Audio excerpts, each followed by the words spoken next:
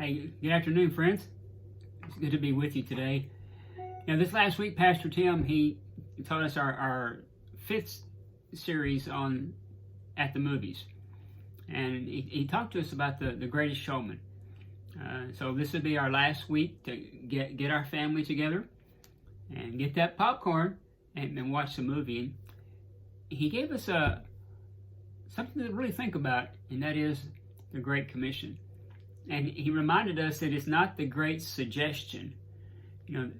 Jesus said to go. That wasn't if you want to, if you feel like it. It's a responsibility that we have as Christians, as brothers and sisters in Christ. So I would encourage you. We have the Labor Day weekend coming up. Invite your family, invite your friends over and watch the Greatest Showman.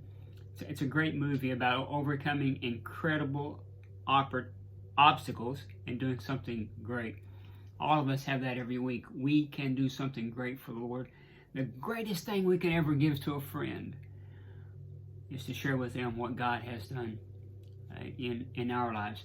And then you can invite them to this Sunday to go to church with you. And they can do it at your house.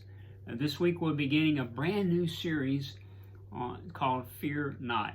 And we're going to be talking about unhealthy fear versus healthy fear. You don't want to miss it. Now, next week, school starts back. At one time, that was probably pretty good news for a lot of us, right? Except now the kids, because of the coronavirus, our kids are going to be at home.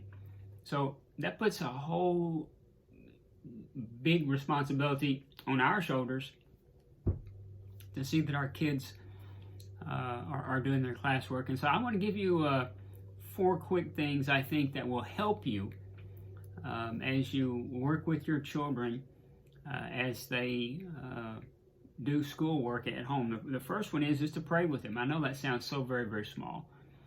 And yet it'll set the tone for the day.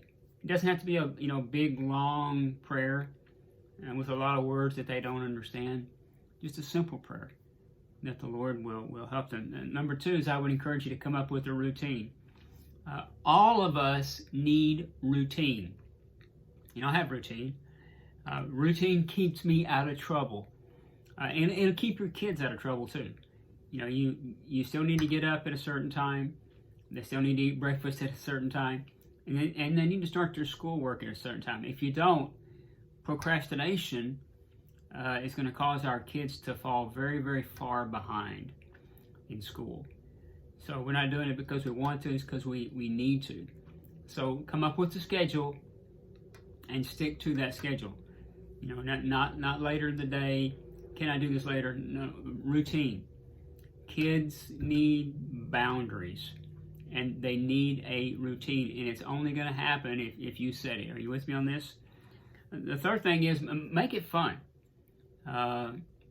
If you were like me, the highlight of the day was recess.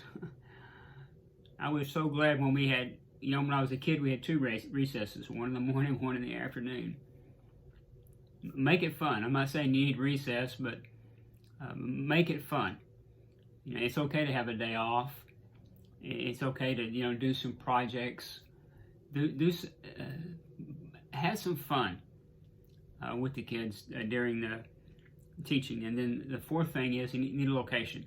And that means you need a designated spot where they know when they get to this spot, this is where we're going to do our schoolwork every single day. And I've got 2 verses I'd like to close with us today.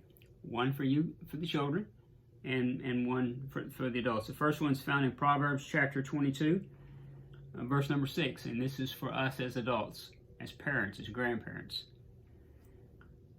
Direct your children on the right path, and when they're older, they will not leave it. Direct your children on the right path. It's up to us. Our kids, they've got to get an education. Our world is rapidly changing around us, and we are not a manufacturing country anymore. We are a country of technology, so that they have to go to school and they have to get an education in order to move forward. And the second one is for the children. This is for children and for teenagers. Proverbs chapter 1, verse number 8. It says, "My child, listen when your father corrects you." It says, don't neglect your mother's instructions. Listen when your parents talk to you, kids. You know, when they're giving you instructions, it's to help you. It's not to belittle you. They're not doing that because they don't like you. It's quite the opposite. They're doing that because they love you and care about you. And so you have a responsibility to listen to your parents. You know, were we raised in a different time than you are? Yeah, definitely. But the principles that you're going to learn through school are going to take and catapult you to be successful through life. Do that. I'll see you this Sunday. We begin that new series. Fear not. Invite your family and your friends to be a part. It's going to be something that every single one of us can use. God bless you. Have a great weekend. Bye-bye.